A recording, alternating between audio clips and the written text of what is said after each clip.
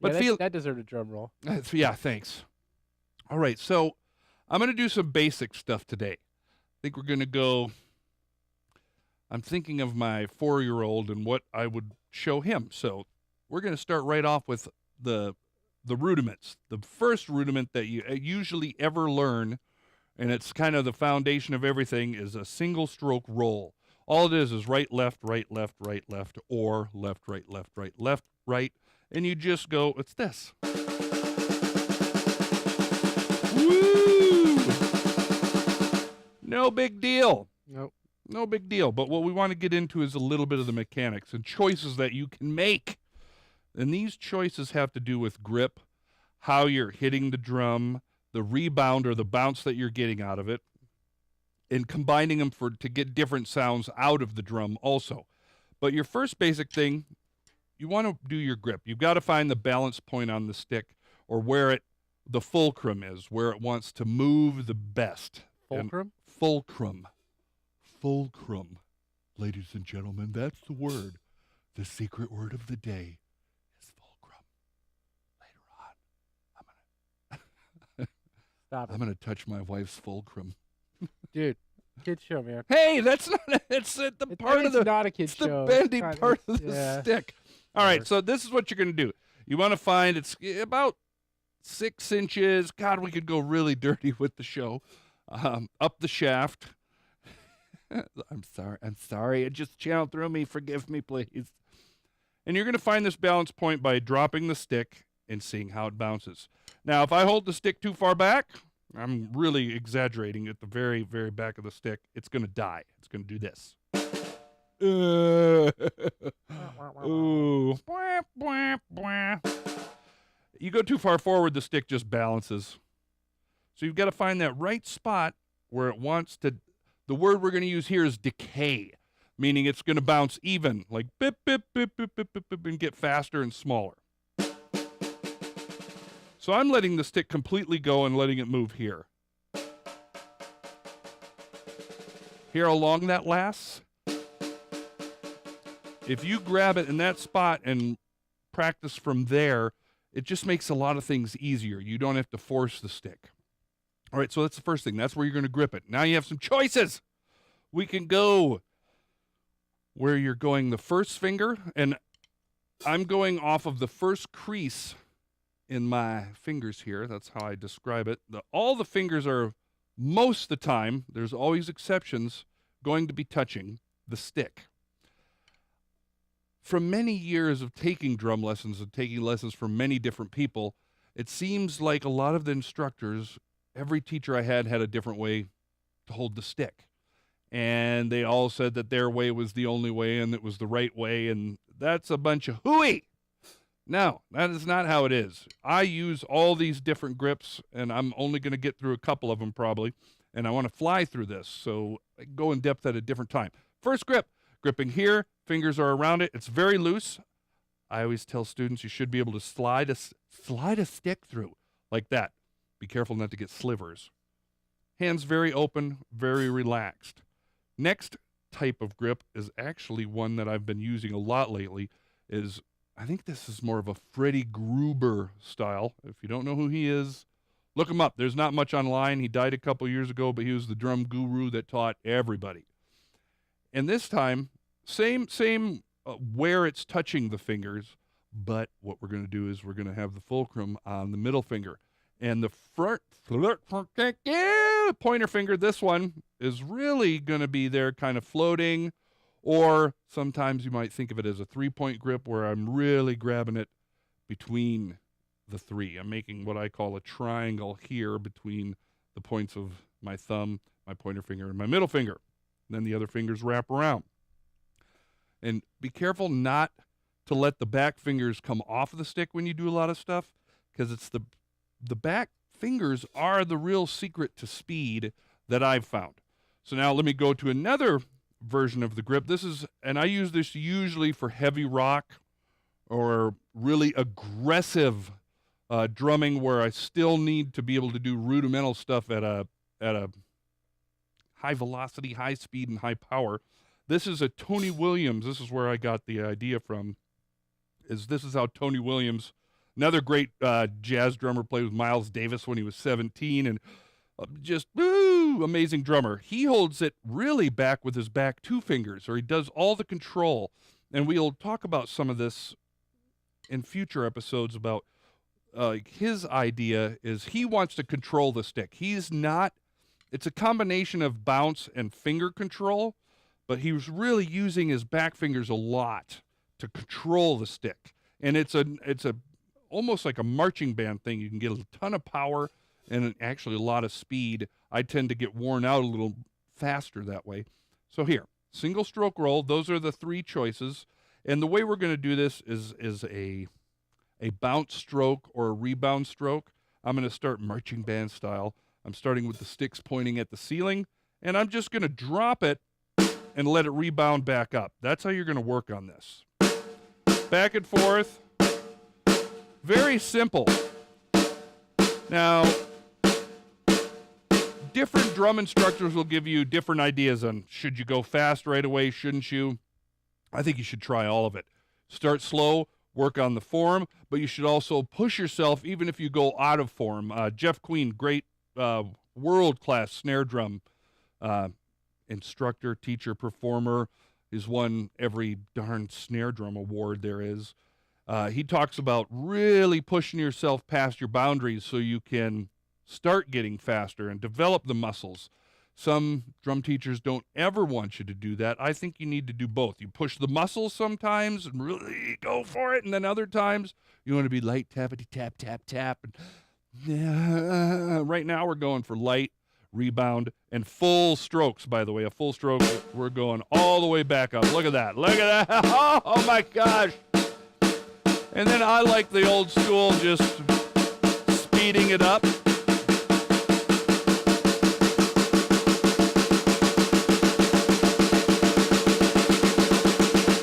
Now, the grip I'm using right now, I'm doing German grip, meaning the palms are down. I'm starting kind of this angle and coming down to a flat hand, meaning my hand is facing the ground, or the palm is, and then right back up, sort of at an angle. I'm trying to work with the mechanics of my arm. I don't want to force this, and I'm doing all wrists right now. We're going to go through a bunch of these using, well, you'll see. Just right now, wrist rebound stroke. Go up to the speed where it starts to fail or where you start to change your technique, because then we change the technique.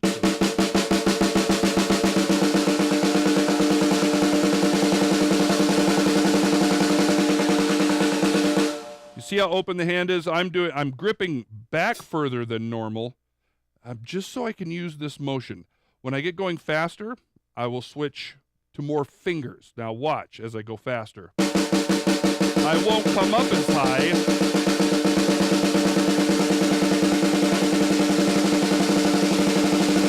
I start to use less wrist, or I'm not coming up as high, and I've just gone from the stick being in the back of my hand, the fulcrum being way back. Let's see if let me find where the camera sees it best.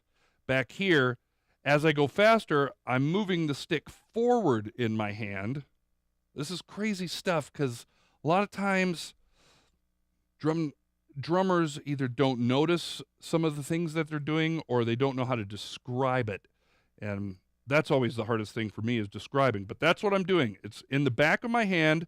I'm really using, at this point, the two middle fingers and my wrist. As I go faster, when it moves forward, that gives me a little more control with the rest of my fingers, up until the point where this is what I do. I will come into French grip with my thumb on top and teeter-totter the stick against the thumb using all the fingers. And I may even come in from this position, even a little more in to get the back fingers just where they work a little better, and I can get a quick twitch out of it to help control it. And really what's going on, I'm not forcing it all. The stick wants to bounce up, so I've got to let my hand open, very relaxed with the motion of the stick, and then it's a flick back down, but not with power because I'm not smashing it into the drum. I'm just flicking it and then letting my hand open back up. That's how you're going to get And that will lead towards some other motions, push, pull, and things like that. Blah, blah, blah, blah. All right, so let me go through this. I like what I call the train, where it just slowly speeds up. I'm going to show you one other technique using full arms. I'm just really slow. Now I'm not using much wrist. Then as I speed up, I'm switching to the wrist.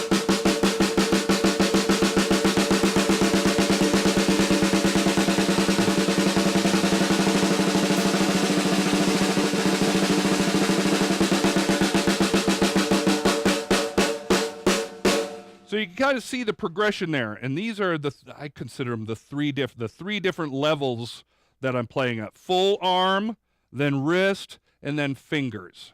And you don't have to go into French grip. You could do all this stuff, but I do tend to change how my grip is. If I'm going to keep my hands palm down in German grip, when I start going fast, I've got to just twitch my fingers slightly different.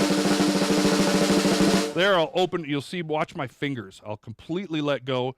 The stick will move back into my hand more, and I'll use these back fingers to twitch.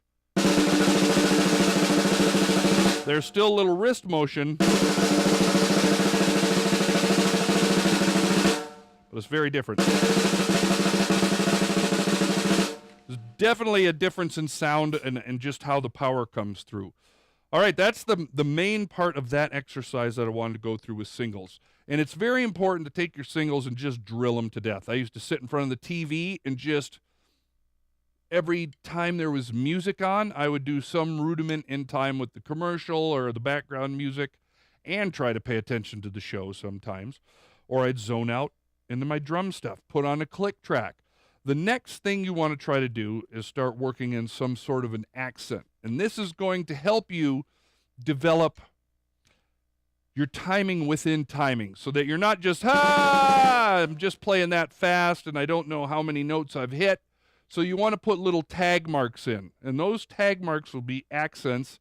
And in drumming or in music, an accent is a louder hit.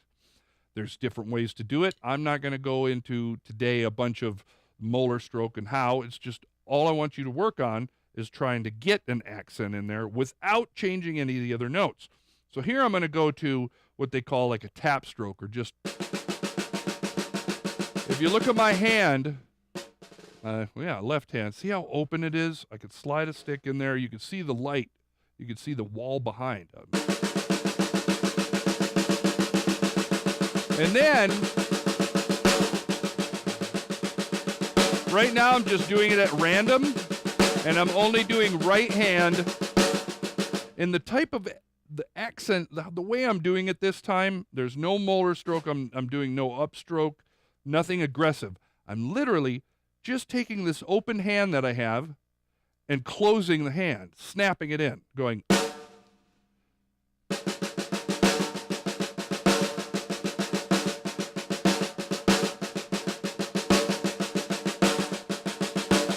You'll notice not a big difference in stick height. I might let it come up a little bit so I can get a little more into it, but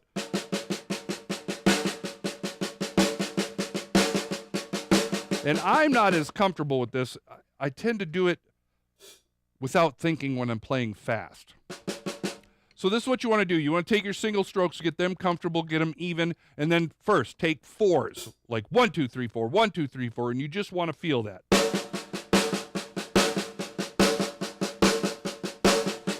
And it's great to add in bass drum or feet, like.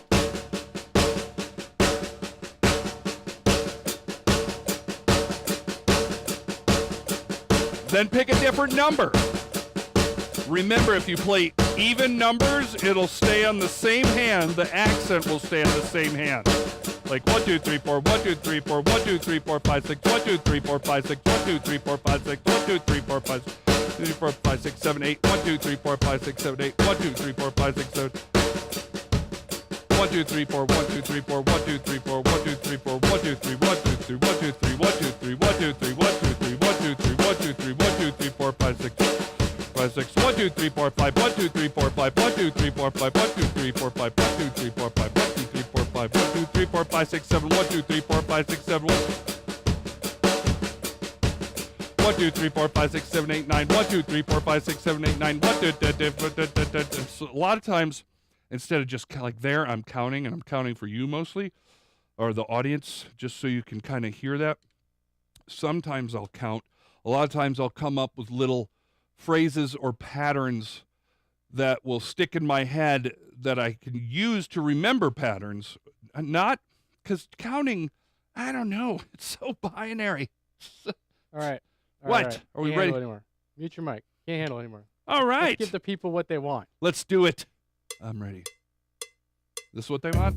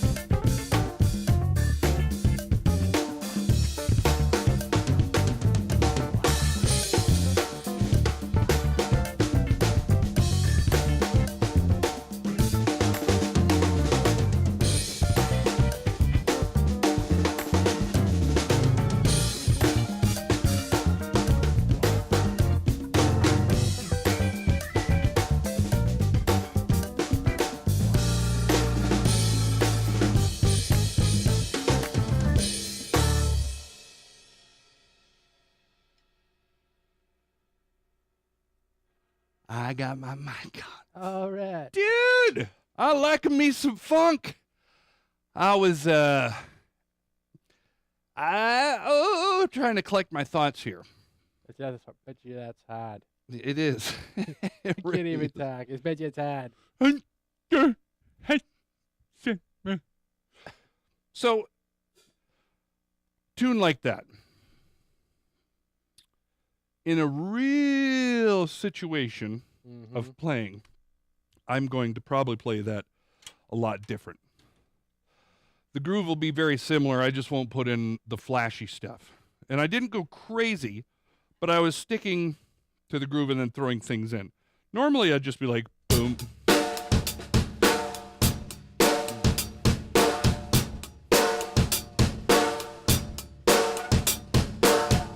Because that works really good in funk tunes. Actually playing a lot simpler. Or at least using that as the basis for your groove. You find the simplest part that makes people want to move. And that's what you have to lock into. You'll see a lot of players on every instrument that are spectacular players. But you can't find... Sometimes it's just like they're noodling, and it makes no sense. The same with drums, all of them, where someone will be just burning all the time, or you just can't find what they call the pocket. And really what they're talking about is that. It's that underlying simple groove and latching onto that, and then putting your salt and pepper and seasonings on top. So I'll try to find in a tune, And by the way, in the recording studio, usually that is going to be the drum beat without all the special sauce. A lot of times, non-studio musicians, they get into the studio and they think they have to show how good they are. Tell us a story. Well, I mean, like some of my own, this is what would happen to me. First couple times I got into like stories. So the first time when I started recording, I had actually my first couple times were nightmares. And it didn't get quite through to me, or I wasn't very good. But when I started getting into the studio, one, keep your mouth shut and listen, because you'll learn a lot. I had no idea what I was doing. I hadn't been a studio drummer, and all of a sudden I got hired to come into the studio. And one of my first bigger ones was a guy named Stephen Piercy. He was from a group that sold like 15 million records back in the 80s called Rat, and I was going to be doing his solo stuff. And I remember just going, man, I'm so excited. I'd seen this band in concert, and I can't believe I'm in here, and I'm going to show him that I'm the greatest drummer in the world. Yeah. And so in this situation, he just like, okay, listen to the tune and see what you come up with. I kind of want, yeah. And he gave a little bit of direction, but the basic beats would just be your basic rock beats, like.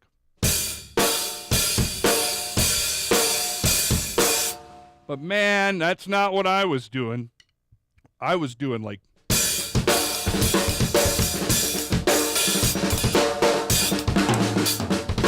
Throwing in, going nuts.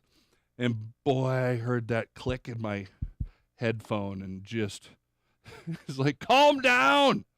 Concentrate on the click. Listen to the groove. Take out all those extra kick drums. Hit the hi-hat softer. Take out every one of those crappy diddle things that you're doing.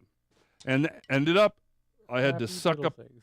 Yeah, he didn't know what to call them. Crappy diddle things. And what I ended up doing, which was a lot easier, I got done quicker because it was easier to focus on the tunes. I did what he wanted. Like that, just.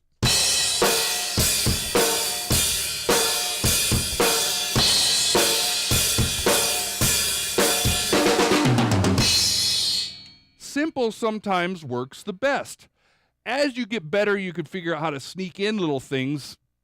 A lot of times, just so where the other people in the room might not even notice, and you're just putting it in for your own benefit. That's why I worked on getting diddles really, really quiet. Things you got to work on is not overplaying the hi-hat volume-wise. You've got to be in the right mindset for whatever the music is. I remember many times being in the studio where I'd come in to replace somebody because I would get in with different producers, different owners of studios who knew that I could come in and do what they wanted. Because every time I went in, I would make a beeline for the engineer, whoever's going to be miking and making the drums sound good and getting the sounds, and whoever the producer is, whoever's in charge. Those are the people I am going to try to be buddies with. I'm going to try to make them laugh. I am going to talk to them in a fun way, but I'm searching for information from them. I want to know what they want. I want to know how they want. And most of the time, like on tuning, all this stuff, I learned a lot from drummers and drum instructors, but I learned almost all the real stuff from engineers in the studios. Because they're the ones in the other room going, hey, that tom sounds like crap. Can you do this or that to it? And of course, I just, yes. And a lot of times it was trial and error. And some of the guys really know what they're doing. And that's where I learned a lot from, like how to tune the bass drum, snare drum, what they wanted. That I'm doing consistent center shots, rim shots all the time for most things. And that I'm very consistent with the bass drum. That's huge. Because guys will come in and I can't even use the terms that they would say. I'd come in to replace somebody. And they'd go, oh, one of those jazz guys. And I'm a huge jazz fan. I love to play it. I'm not that great at it. But I understood that they would go, well, their kick drum, they'd hit it hard once and then they'd hit it soft. And then they'd try to tell the drummer in the studio, like, hey, your timing's a little off, and, maybe your kick drums are not very consistent. And, the drummers would just flip out like, but that's my style. That's me. That's how I play. That's an excuse for you suck usually. In your head that you're not going to get 100 times better in 5 minutes. So you've got to come up with something to make yourself feel better in your head. Like, that's how I do it. My goal has been always to try to do what the other person wants to a certain extent, to where maybe I physically can't do something. Because you will run into idiots. Right, Robbie? Yeah, man. Idiots, they're all over the place. I'm sure can't you've even tell had... how many times I've ran into one. I bet you've had a few bands in here. Oh, man. You want to hear some compelling stories? I do, dude. Robbie. One of these days I might actually just have a stream. I just sit down and I just tell like one war story after another. Yep. From bands that come in that don't even know like what song that they're actually gonna play, to drummers thinking they can play the click track, to bass players not even knowing how to tune their bass, to guitar players coming in with new strings without stretching them. Well, we've done something here together where I came in and did some drums on something, and the band didn't have an arrangement for the song. Yeah, one person kind of knew the song because he wrote it, but he still hadn't arranged it, didn't know. That was in here? Yes. And was it the younger guys? It was younger guys, and I was brought in. It was a girl who wanted me to come in and play the drums, and then I was doing it for like nothing. Yeah. Kind of as a help to her, and she had talked a big story and convinced the band, and she wanted to be the singer, and I don't know, and they came in, they didn't have their song together, and then we're doing take after take, and they're looking to Robbie and I. We ended up putting the song together, and it finally I remembered the girl saying to me, I can't remember exactly, but she had no idea, and they were just happy to be in the studio, and it was something about the tune and the time it was taking. I remember I lost it for a second, where I was like, do you have any idea what I would normally charge somebody for this amount of time? And if I was charging by the hour, all this wasted, just, every time, all these stories. It's wonderful. Should we play a song? Or should I show something? I'm pretty compelled to hear.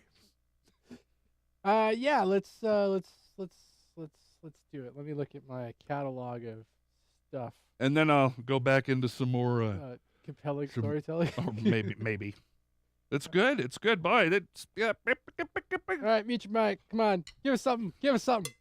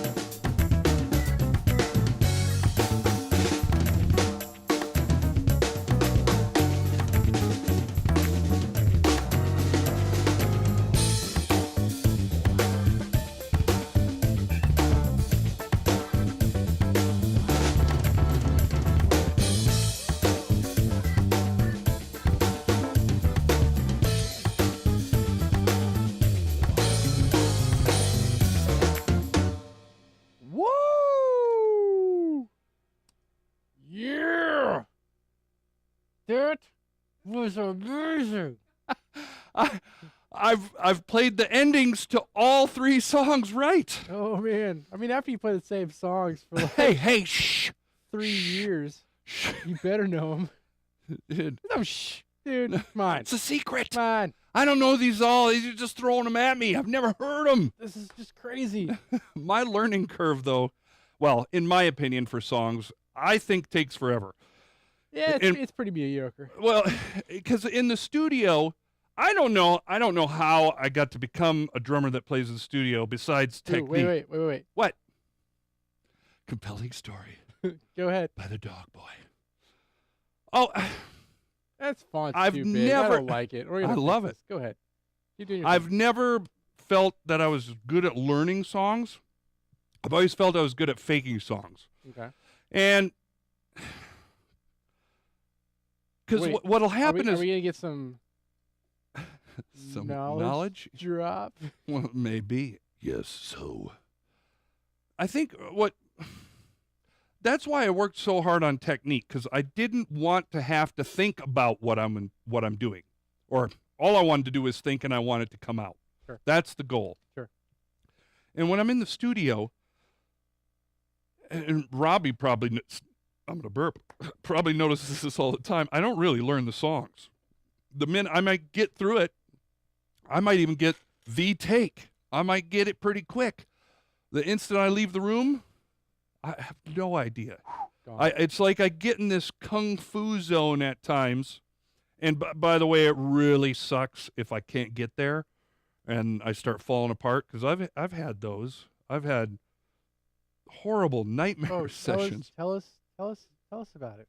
Tell us about it. Well, usually it's pretty good. A lot of times, this is a hump I had to get over. Ooh. When I first started getting into playing in the studio, Mm-hmm. besides being scared and realizing my shortcomings, especially when I listen back to a track and go, oh man, and then everybody else in the room's going, it's great. We love it. And I had to learn to keep my mouth shut a lot of times, because stuff that would really bother me, other people either didn't notice or they liked. And so sometimes, even on a self-deprecating, that's an awesome word, in a self-deprecating way. When you use that at least twice in the next hour. Go ahead. Right. I'd get myself in trouble when I'd come into the room and listen back to the tracks, and I'd hate what I played. And if everybody else liked it, I would start pointing things out. Wow, my kick drum was a little and things that people didn't notice, all of a sudden they'd start noticing. And then I'd have to end up doing the song over again. So a lot of times I'll just shut up. Because it's not, I mean, it is in some ways, it's not my track, it's my performance. But if someone's in love with it, to a certain point, I have to let things go. Sure. There, that's the knowledge drop, actually. Just sometimes, or it'll kill you. You'll have an idea that you just love, some drum fill you've been working on for a long time, and you're just going to fit it into the tune no matter what. That can be a gig killer right there. Sometimes too many opinions. There are times I'm hired in where I've got free reign, and they're just like, do what you do. And then I'll disappoint them too, because that day I'll feel like doing something that they have no interest in. All right, let's go to a little bit of an exercise. Oh, right. Teach us something. Yeah, we were doing God. singles. So taking the idea of singles, that's going to be the way you're going to get around the kit. Are we going to get some? What are you thinking? No, I wasn't even going to do any of those today. I'm not Really? even going to say the Okay. word. There's going to be a lot of sober people. Okay. I don't know why, but on Netflix, there is it's called Stand-Up Comedy for Drummers. What? Yes. And It's on Netflix? it's on Netflix. It's the guy from Portlandia Oh, okay. who Okay. used to be in Blue Man Group. So he did it's kind of, What? The star of Portlandia was in Blue Man Group? yes, No, he was on SNL. before that. Before that, he was on Blue Man Group? I guess he has a whole story online about the audition process. By the way, I auditioned for Blue Man Group. I will give you the exact audition didn't that I get you the audition? Pardon? Didn't I get you the audition? Yeah, I think you did. Yeah, my cousin. Yeah, yes. How did you not get that job? It was like I don't know. Because, well, I was a shoe-in for a drum set. Oh, wait. What? Okay, continue. Compelling story. So Blue Man, yeah, see, ADD, we're all over the place. Here's my Blue Man story. Let's hear it. So they didn't have any openings Kinda for like Blue Ball story. drum set. And that's really I wanted to be in their orchestra and be upstage and play. That would have been great. That was where I would have been comfortable. I actually sent in a video of drumming. They put it into this drum solo competition they had, and I made the top 5 guys, but I didn't want to go to Florida to go drum. Oh, that's right. It wasn't the Vegas one. Right. It wasn't. Well, they said, well, we're not looking for drum set players right now, but we're going to be having in LA actual Blue Man auditions. They're like, how tall are you? I'm like, I'm 6'2". They're like, that's perfect. They're like, how old are you? They're like, yeah, you're still within the age range. I was probably a little heavier. I'm at the end of the age range. But this is the audition. They said it was one of the I recognized the guy, even without the makeup. He was one of the, I think, Vegas Blue Men. And they're all just like real serious. You know, this is it's more of an experience. We're looking for the right souls for the part. And everything is in the eyes. And we want you to stand on the mark. And this is in front of everybody everybody got their chance. Okay, we want you to stand on the mark and no body movement. And we want you to stare straight forward and without making any movement in your face or eyebrows, tell me the story of the first time you walked into 4th grade. Shut up. Are you serious? Yeah. And then they'd go, okay, now everybody's staring at you. Wait, I kind of want to go hear your story of the first day of 4th grade. I didn't know what to think. I was just like going, like, yeah. And then they'd give you, they'd tell you things like, he goes, okay, now everybody's staring at you. And you're in 4th grade. And you're really nervous. And now, for no reason, they all start cheering. And you're like the coolest guy. And I'd like move an eyebrow and he'd go, but don't move your eyebrows. You're making this shit up. No, this is exactly the audition. And that was it. That's everybody. That's what they did. You just had to walk in to the center of the stage and stand there, and they kind of walked around you and looked at you, and you weren't supposed to make any eye contact. You're just supposed to look straight forward and no smile, no nothing. And then they picked people from that, and then it went to the next. I didn't even make it past the first round. Really? And I talked, everybody waiting, and I was the only real drummer. Everyone else was actors with maybe a little like played in high school. It was really Wow. It was surreal. That's my Blue Man group, and I made some friends with some of the guys, and then I had kind of lost contact because my cousin kept trying to get me to go try out for it, and it was like there was one. I think it was like a Thanksgiving where she was like yelling at me, like, why aren't you coming out here to do this? I'm like, 'cause first of all, you live in Las Vegas. Yeah. I don't want to live in Las Vegas. And also, I didn't think I was that good and blah, blah, blah. Well, my story's not as good as yours. I don't have a compelling storytelling like gene in my body. That's not true. No, you do. I do. See, it was just, they didn't care at that level. It had nothing to do with drumming. Sure. At all. That they even said, don't be worried about drumming if you're not a drummer. They're like, most of the stuff is Blue Men. They're like, by the end of their boot camp, you will be able to do it because they'll just, it's 8 hours a day of just working the stuff. Oh, hell no. And right. and it, I think, if I remember, I think it was $68,000 a year to be a Blue Man. That's it? Yep. Oh, I thought it was more than that. I thought it was at least 100,000. Nope. That's just starting, or is that just? That's starting. That would be like if you were and Don't quote me, but that's what I looked up, and I didn't ask them there, but that's on the website because. Did they put you up at the hotel? God, they should. No, we did it at some little theater in Los Angeles. Yeah, that's right. You didn't do the Vegas thing. Yeah, I didn't. God, Look, Brian, we got issues here, man. What are the issues? We got to figure out how to get more people to watch this show. Just a sec. No. How do we do it? How do we do it? Help us, people. We got to get online. We got to like hit some like music stores. We got to contact some bands we know. Because, this is just ridiculous. There's been shows we've had 30 people, 40 people watching. We just hit 5. Woo! Yeah, we just hit 5. I don't even know who the 5th guy is. It could be Sophie for all I know. Oh, my gosh. It's probably my wife. No, she doesn't watch this shit. Tonight she was because I told her I was going to do single strokes so my 4-year-old could watch and play along. Did you do it? I haven't been paying attention. That's the first half of the drum lesson was. Really? That's just boring. Look at I'm a blue man. You're boring. I'm a blue man. Let's play a song. I'm a blue man. Play a song. All right. Just mute your mic. Oh, yeah.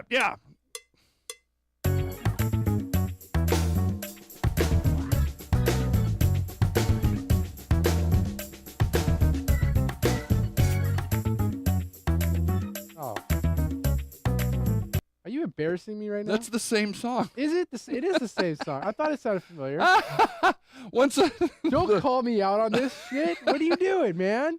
I'm professional. It's like if I play the wrong backing track, you got to play to it. Hey, in a live show, I absolutely would. What's her name? Who did that shit wrong? Oh, yeah. Ashley Simpson? Hey, Ashley, if we play the wrong song behind you, you go with it, girl. Career destroyed. Dude, gone. Nothing else after I that. haven't seen her since then. No. The only time I ever see her is when they're actually talking about the worst fails of SNL. And she's like at 5. Like, there's people that did worse than that. There was?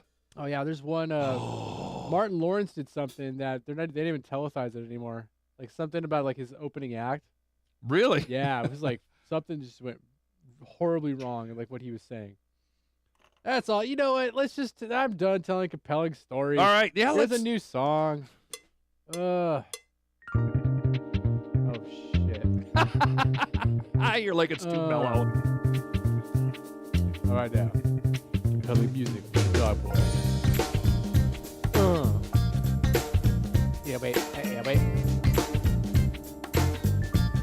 Yeah, wait. Yeah, wait. Yeah, wait.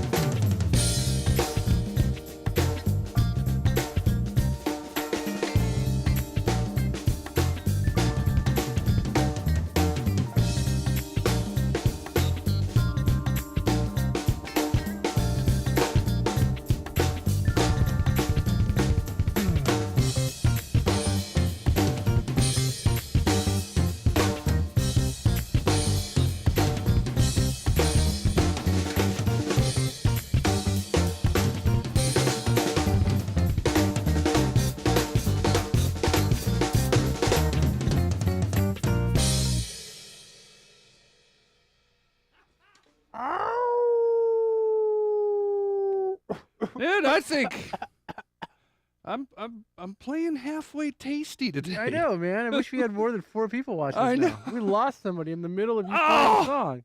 They like the compelling stories. Oh, you know what? I don't know. Well, I don't know what that is. I don't know. They want to hear more Blue Man stories. No, they don't. I mean, I do. I kind of don't care what anybody wants to watch anymore. We just do our own thing here. It's working. At you know, At driving people away. / whatever we're doing. I don't even know. We're going to get this. People are going to watch. I think so at some point. Especially the funnier we get. I don't know. My wife's like, dude, the stories are the best part. Does she really say that? Well, she hates drumming, so. That's why I married her. Yeah. I didn't want someone who liked me for who I am. What? Yeah. What are you talking about? All right, so it's 6:55. Really quick, we don't have a song for the next show, so we're just gonna call it on this. I know what you're thinking. 3 people in the room. You guys must be really bummed out about the situation. It's fine. We'll be back next week. We gotta get.